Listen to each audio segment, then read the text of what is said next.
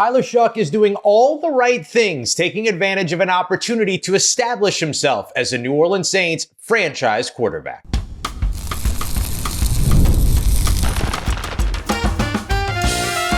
You are Locked On Saints, your daily New Orleans Saints podcast. Part of the Locked On Podcast Network, your team every day. What is good, Who Dat Nation and Who Dat family? I am your host, your friend Ross Jackson, New Orleans native, your New Orleans Saints expert and credentialed member of the media covering those New Orleans Saints as the Saints beat writer over at LouisianaSports.net. And on today's episode of Locked On Saints, we'll take a look at why Isaiah likely changed my mind. The Baltimore Ravens tight end might be a good free agency target for New Orleans after all. You saw both Kelvin Banks Jr. and Tyler Shough make the PFWA All-Rookie Teams. We'll talk about why Kelvin Banks' development is just as important to the rebuild as Tyler Shough's, and how Tyler Shough is taking advantage of his opportunity and doing all the right things in his attempt to establish himself as the Saints' future franchise quarterback. We got all that and a little bit of lagniappe for you on today's episode. We appreciate you very much, whether it's your first time or your next time being here with us this time, making us your first listen, and being an everydayer here on the show, which is a proud part of the Locked On Podcast Network. Your team every day, now the #1 sports podcast network. Thank you for helping us get here. Today's episode is brought to you by our friends over at PrizePicks, who also sponsor all of our crossover Thursday content as well. Download the PrizePicks app and use the promo code LOCKEDONNFL. You'll get $50 in lineups when you play your first $5 lineup. New Orleans Saints quarterback Tyler Shough is going into his second year. And as we discussed a few episodes ago, he has a real opportunity here in 2026 to establish himself as the future of the franchise for New Orleans at the quarterback position. And listen, you might hear that and you might say, well, Ross, I think he already is the future of the franchise at the quarterback position. And that's fantastic. I'm 100% with you. You should 100% lean in on that. Call every Falcons fan you know, every Carolina Panthers fan you know, whatever Tampa Bay Buccaneers fans might be out there, and let them know that New Orleans has their future of the franchise and their franchise quarterback. You should 100% lean into that, be excited about that, all that. I'm never going to take that away from you. But for us in the media, like, we're going to cover this kind of as it develops and as it grows. And I think that right now you're seeing all signs point to yes. You're seeing all arrows point upwards. You're seeing all roads paved when it comes to Tyler Shough becoming a franchise quarterback for the New Orleans Saints. Now all he has to do is go out there and do it. Unfortunately, we don't get to see that process continue until September, when the first week 1 game for New Orleans actually kicks off. But what we are seeing right now is Tyler Shough wonderfully taking advantage and effectively taking advantage of the opportunity that is afforded to him right now, which is be present, be in the eyes of the fan base, and speak directly to them. And I think one of the things that Tyler Shough, who was recently named to the PFWA, Pro Football Writers Association, or Pro Football Writers of America, it's just the organization that I'm a part of, and I don't remember the name of in the moment. The All-Rookie Team, we're all human. The All-Rookie Team.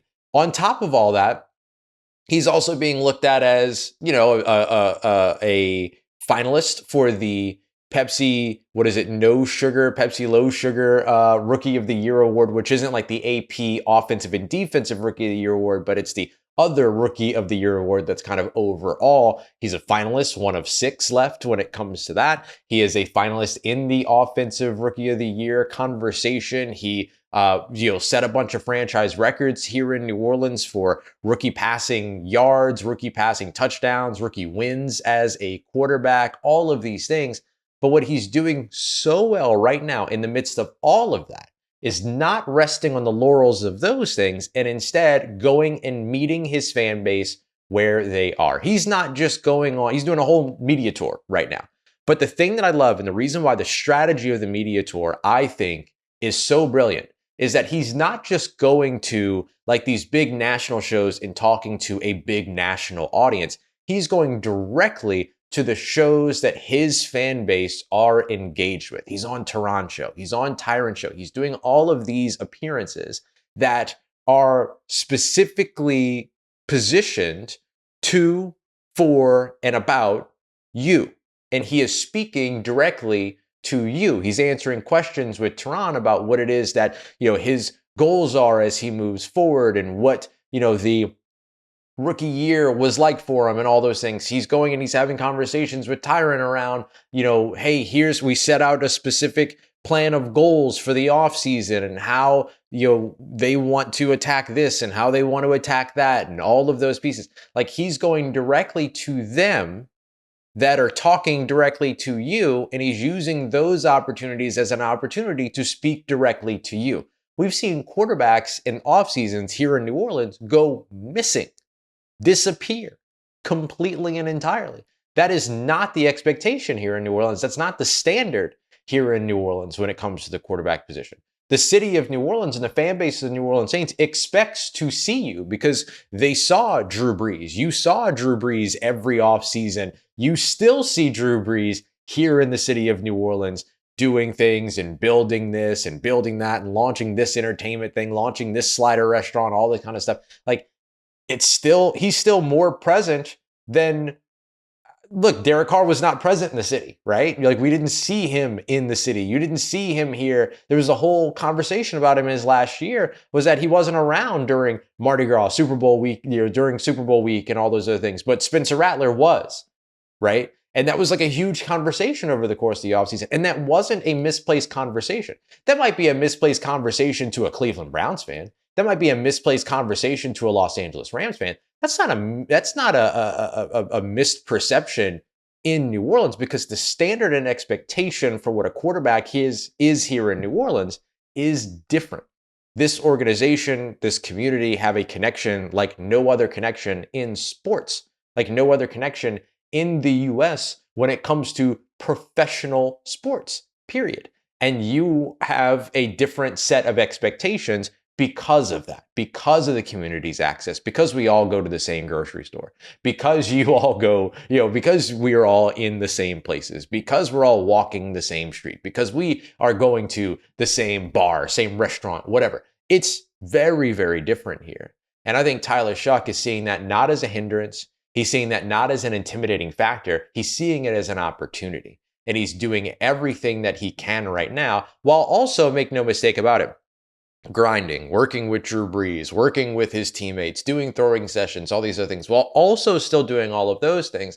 But he's still taking a moment to say, hey, I'm here. And I think it's one of the reasons why you look at like redrafts and things like that from the 2025 draft, and he's nestled completely within the top 10 at this point when it comes to those conversations. It's why he's one of the best rookies from the 2025 rookie class. It's why he'll be one of the better quarterbacks in 2026, is because he is taking a moment to establish himself, not just on the field, but off the field as a presence.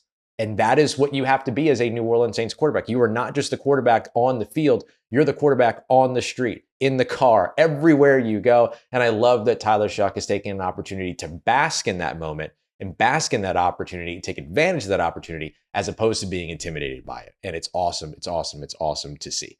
Coming up next, it's not just Tyler Shough that's pivotal to this New Orleans Saints rebuild, which he absolutely is, but we got to shed some light on the impact of Kelvin Banks Jr. and what it means to solidify a franchise left tackle. Let's get to that as we continue on with today's episode of Locked On Saints, part of Locked On Podcast Network, your team every day.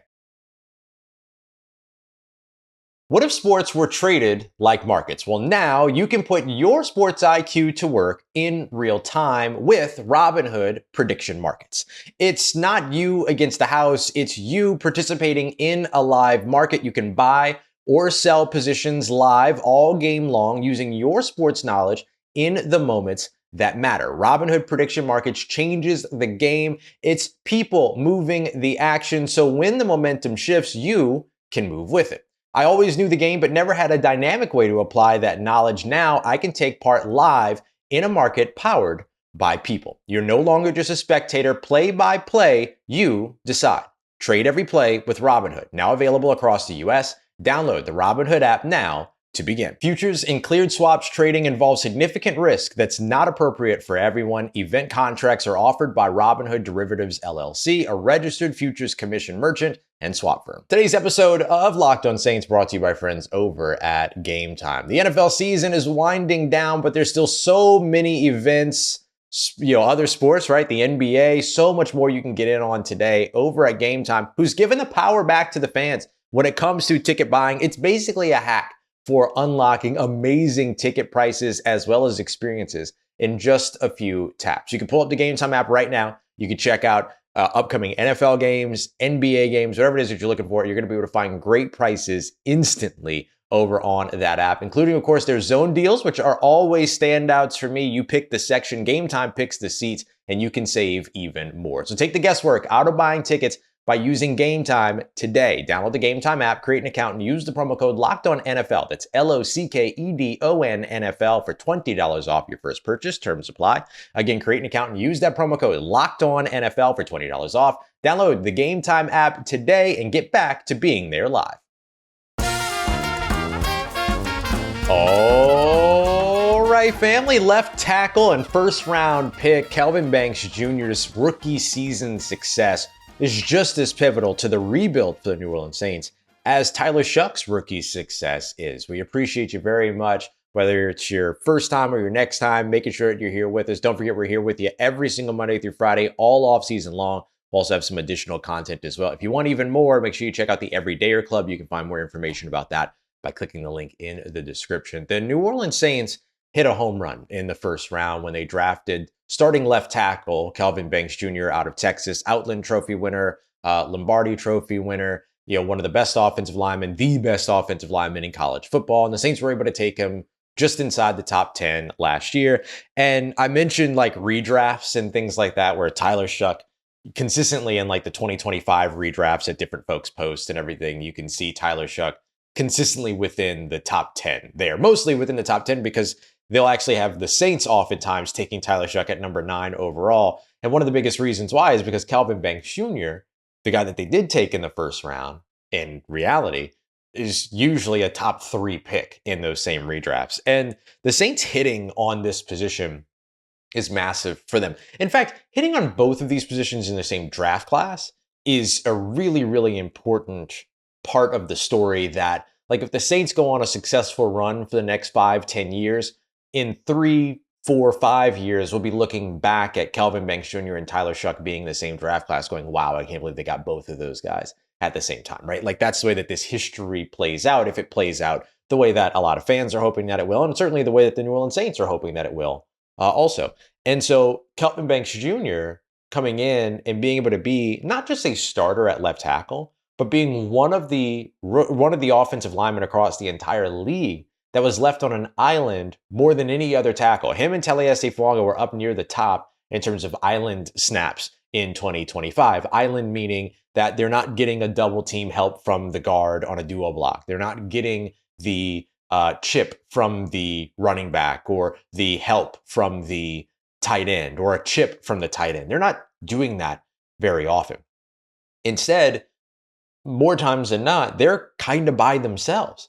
And so in those situations, it's no wonder why, like if you go and you just look at like pressure numbers, for instance, 46 pressures is the number that Kelvin Banks Jr. surrendered here in 2025. That is among the top in the NFL. You look at all tackles with more than 600 pass blocking snaps in 2025. Remember that number. That's going to be an important one we're going to come back to. The highest number of total pressures was Terrence Steele with the Dallas Cowboys, who gave up 52. And then you've got 50, 49, a couple guys at 48. And then you have Kelvin Banks Jr. and Orlando Brown Jr. Both of those guys tied with the 6th most pressures surrendered by a tackle in the NFL with 46.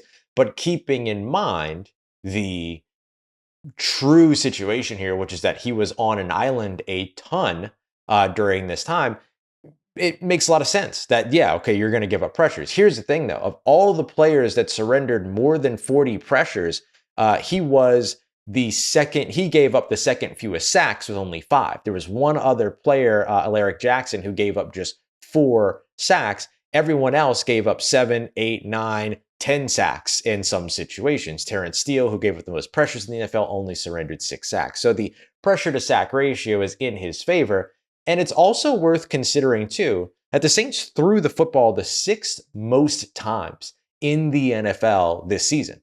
And so you look at other offensive linemen out there that are like amongst the top paid offensive linemen. Let's say Charles Cross with the Seattle Seahawks, played less than 600 pass blocking snaps. I think he might have played less than 500 pass blocking snaps because the Seattle Seahawks threw the football like the third or fourth fewest times in the NFL. They were in the bottom 5 at the very at the very best. And so you're talking about something very different here, to where like you look at the number of snaps that Kelvin Banks Jr. was asked to play as a pass protector, and he's up there with folks like Amaris Mims, Morgan Moses, Titus Howard, Alaric Jackson. He's up there with Colton McKivitz. He's up there with guys like Trent Williams and all that as well. And so the workload that he was given matches that of guys that are being paid $15 million a year, $20 million a year, $25 million a year in some situations. In fact, he outsnapped a lot of guys that are paid $25 or more million per year as a pass protector because of what the Saints asked him to do in 2025. He outsnapped Laramie Tunsil as a pass protector. He outsnapped Bernard Raymond as a pass protector, Christian Darrisaw, Charles Cross, all those guys as pass protectors. And all of those guys are paid $25 million or more per year on average. And the Saints have Kelvin Banks Jr. on a rookie contract. That is why landing a starting left tackle in the 2025 NFL draft is just as important as landing the quarterback. Because those are two big money positions, big time money positions. And so when you can have your starting left tackle on in 2026, his salary cap hit will be $6.3 million, as opposed to some of the numbers that you see from guys that don't even outsnap him in terms of what's being asked of them from a responsibility standpoint, that are being paid 28, 27, 26.1, 26, $25 million per year. Yeah, that's a huge win for New Orleans to have that player who is not giving up sacks at an exorbitant rate, did have 5 penalties called against him, 2 of which were declined, but so 3 penalties accepted. You probably want to see that number come down a little bit. But when you're asked to pass protect as much as 10 plus year veterans in the NFL, and you're doing it at that higher rate on this low a contract, and you're having the level of success, remember the pressure to sack ratio, not just the pressure number, you're having this level of success, that's a massive win for New Orleans. And they're getting every bit of what it is that they invested in Kelvin Banks Jr. with that number 9 overall selection back out on the field. Your hope now is that the injury at the end of the season doesn't cause any issues moving forward, but it sounds like that is not the case. It sounds like that is very much not a concern moving ahead. Of course, we'll see as things go. But right now, Kelvin Banks Jr., just as important to this rebuild to land that left tackle position on a rookie contract as it is to land that quarterback position on a rookie contract. And oh, by the way, don't forget they're starting a right tackle on a rookie contract as well. Really good hits for New Orleans lately in these recent draft classes. All right, coming up next, I want to take a look at a claim that I made the other day when I said that Isaiah Likely, the tight end from Baltimore, wouldn't necessarily be a good fit in New Orleans. I'm going to tell you why I was wrong. We got that coming up for you next as we continue on with today's episode of Locked On Saints, part of Locked On Podcast Network, your team every day. Today's episode is brought to you by our friends over at Indeed. We're having a great time talking about some new hires, quote unquote, for the New Orleans Saints, first, second round picks.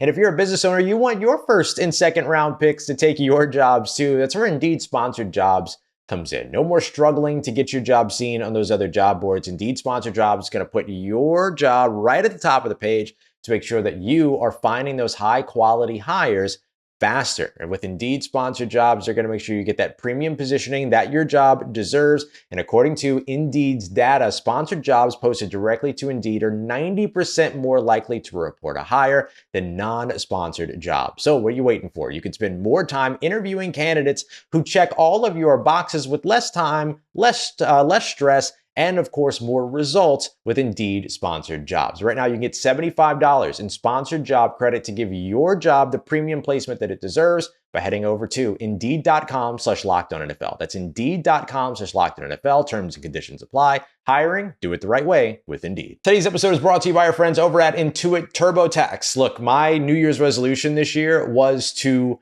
not do my own taxes. I finally said, you know what, I'm just going to pay somebody else to do this. I'm not worried about it anymore. I don't feel like I'm doing it properly. Sometimes the stress is just way too much. And there's no reason for tax season to take over your life. That's why having an Intuit TurboTax local tax expert, which was a game changer for me because you actually meet with them in person as well as just online. They'll take care of your taxes for you start to finish.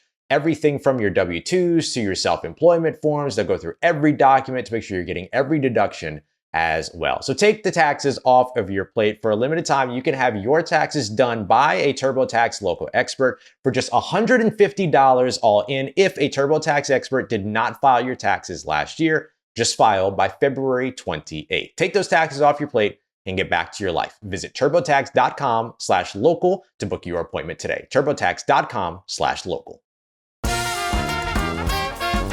Let's get it, Who Dat Nation. I was dead wrong about a potential free agency fit for New Orleans when I said that Baltimore Ravens tight end Isaiah Likely wouldn't necessarily be the mold of tight end or free agent that the Saints would be looking to add. But upon further evaluation and new information, I think I got to disagree with myself a little bit. I'm changing my tune here. I think Isaiah Likely would be a fantastic fit for New Orleans. Let me first start by telling you why I thought that he wasn't going to be a good fit and where I was wrong about that. The reason why I thought that he wasn't going to be a good fit is because it feels like the Saints are going to be looking for more of a complementary all-around tight end, a tight end that's going to go out there and block, but also can be a receiving threat as well. Somebody a little bit more Foster Moreau-ish, somebody a little bit more Jack Stoll-ish in that way. Your ideal kind of archetype here would be to land a Josh Hill type, right? Somebody that's a really fantastic blocker, who's a physical player, but also can go out there and take a tight end screen for 20 yards, who can go out there and make a tough catch over the middle in the red zone and in the end zone, all those things. That's kind of the ideal blend that you're looking for. I'm not saying you're going to find that, but that's kind of the ideal situation you're looking for, very all around. And so my thinking was, just watching Isaiah Oliver's tape and watching him play, that it felt a little bit more like, okay, this guy's more of a receiving threat than anything else. But then as I watched more and I dug deeper and I watched more and I dug deeper, I started to find that, like, actually, he's a pretty solid run blocker and doesn't get enough credit when it comes to that area of the game. So I wanted to quantify this a little bit. And so we're going to use something that is always a little bit kind of, I agree, I disagree with it and things like that. But I'm going to use Pro Football Focus grades here. And this is just because quantifying run blocking is so challenging unless I'm going to pull up tape and show you, which obviously I can't do for copyright purposes, but we might do that over for all access. And everybody is kind of judged on the same scale here. So just bear with me as I use this metric, this grading system, as just kind of an example of a couple of things here. But mostly what I want to look at is how much he was asked to run block and how successful he was there. So we're talking about a 6'4", 245-pound tight end coming out of Coastal Carolina years ago when he was drafted in the 4th round as a big-time receiving option as a tight end. He didn't blow anybody away at the combine. I think he ran like a 4.8 or something like that, but he had a 36-inch vertical and then like a 10'3" broad jump. He had an RAS score of less than 5 and all that. So he didn't blow anybody away with his athletics testing like maybe might have been expected. But you look at his stats going back to his final year over at Coastal Carolina, and he was a big-time receiving option for that team. 59 receptions, 912 receiving yards, as well as a Sun Belt Conference topping 12 touchdown catches in his final year at Coastal Carolina. But then he came here to New Orleans, and his best stat line, not New Orleans, the NFL, and his best stat line in the league so far in Baltimore was in 2023, where he caught 42 catches for 477 yards and 6 touchdowns. 6 touchdowns, great, but 42 catches, 477 yards, pretty okay production. In 2025, his production was even lower than that, just 27 receptions, 307 receiving yards, and 1 touchdown as a whole. So some untapped receiving potential still very much there. But one of the reasons why he still saw the field so much in Baltimore was because he actually was successful as a run blocker. According to Pro Football Focus, they gave him a 66.5 run blocking grade. That ranked 13th out of 52 tight ends. Now you can feel however you want about Pro Football Focus grades. I'm not using them as an end-all be-all here. But what I am saying is that all 52 of those tight ends were graded on the same criteria. as Isaiah Likely. And if we just accept that, Isaiah Likely was one of the top 15 blocking tight ends in the NFL outside of those who took more than 200 blocking snaps in 2025 in the run game. That's an important metric when it comes to that. You know how many New Orleans Saints tight ends blocked in the run game for more than 200 run blocking snaps? One, Juwan Johnson. His run blocking grade, 47.2. He was 50th out of 52 on that same list. Expected. That's not what Juwan Johnson was paid for. He wasn't paid to go out there and block. He was paid to go out there and catch. And he did that incredibly well in 2025, landmarking himself as one of the best tight ends in the NFL last year and having the opportunity to build on that in 2026. But having a threat opposite him that can block the way that we see Isaiah Likely that can be asked to take on that heavy workload of run blocking, and that is a fantastic receiving option. He could be that all-around guy that maybe people aren't anticipating can be that, but certainly could prove to be exactly that here in New Orleans. The next most run blocking snaps that received by a single Saints tight end was Foster Moreau, who saw 153. Remember, he didn't play the entire season. He would have been on pace for over 230 over the course of a 17-game season, but his run blocking grade was 50 flat. That wouldn't have been close enough to scratch where Isaiah Likely was. Isaiah Likely could indeed be a fantastic fit for New Orleans should they want to pursue an all-around free agent tight end. All right, let's wrap up with a little bit of lanyap here for the real ones that made it to the end of the episode. A lot of questions coming my way about Keon Coleman, the Buffalo Bills wide receiver who his team owner and general manager kind of inexplicably threw under the bus out of nowhere during a press conference while he was still on the team. It seems very strange. If I'm Keon Coleman's people, I am demanding a trade from that organization very, very quickly. It's clear that the Buffalo Bills are a sinking ship right now. Get off the ship while you can. And a lot of people have asked, should the Saints make a move for Keon Coleman? Should he become available? And I think they absolutely can, and they absolutely should. There's been a lot of kind of votes in the other direction here. But if you're getting him on, and this would be my condition, a late day 3 pick from either 2026 or 2027. Like if you're Buffalo, you kind of got to move on from him now because that wasn't cool. Like if you haven't seen the interview between the owner and general manager Brandon Beane and this whole thing around Keon Coleman and the owner, he was kind of asked about Keon Coleman and the owner interrupted Brandon Beane in the middle of his answer and kind of gave this whole thing about how like, look, the Keon situation, like that was the coaching staff wanted Keon. Brandon Beane, there was an example of Brandon being a team player. That wasn't his guy on, which if you watch all of the draft room footage, it kind of felt like it was Brandon Beane's guy, but just kind of a wild way to talk about a player that's actively on your roster. Very strange. And so we'll see. Like,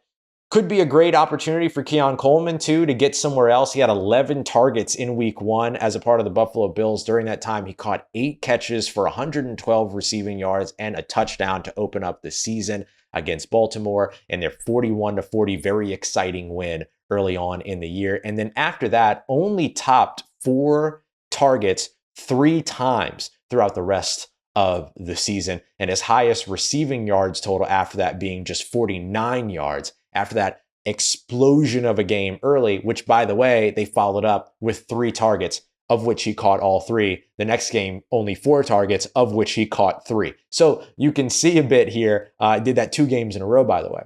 And so the sort of lack of usage of him was a big part of it. But I also think, look, he's an Opelousas guy, went to Opelousas Catholic, shout out, and has an opportunity here off of 2 back-to-back 4-touchdown seasons. He just wrapped up this year with 38 receptions for 404 yards. He's 6'4", 215 pounds, great personality, obviously would fit in right back at home in Louisiana. I do think that with the condition of a late day 3 pick or a 2027 day 3 pick, that if there's an opportunity to make a move there, that's a move that I would make. I would roll the dice on that. Still address wide receiver at some point during the draft, of course, if you want to.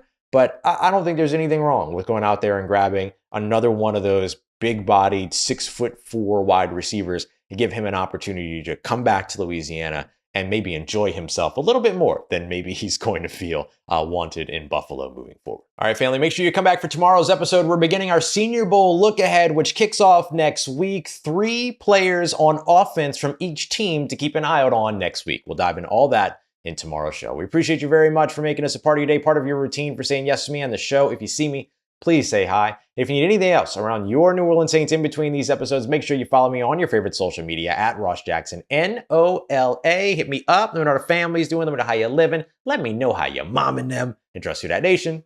I'll holla at you.